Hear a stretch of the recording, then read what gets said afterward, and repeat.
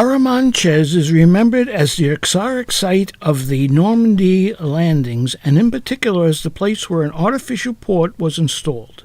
This artificial port allowed 9,000 tons of material to be unloaded per day. At dawn the next day, guns of the Allied fleets opened the assault on the beaches of Normandy.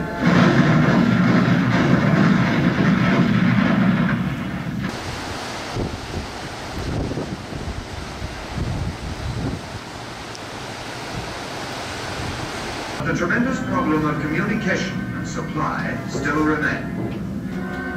For those who planned the invasion, this had always been a major problem, which could only be overcome if a port was captured in the first few days of the campaign.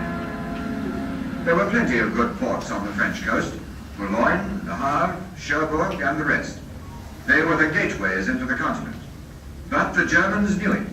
Hold the ports, they said, and we hold Europe.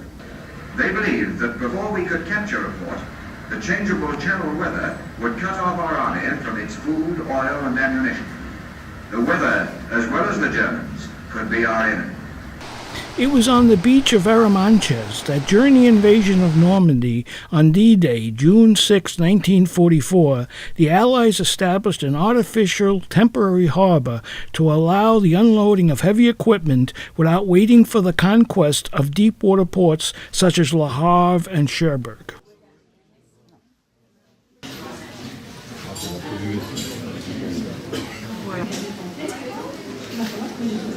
Arromanches was one of two sites chosen to establish the necessary port facilities to unload quantities of supplies and troops needed for the invasion during June 1944.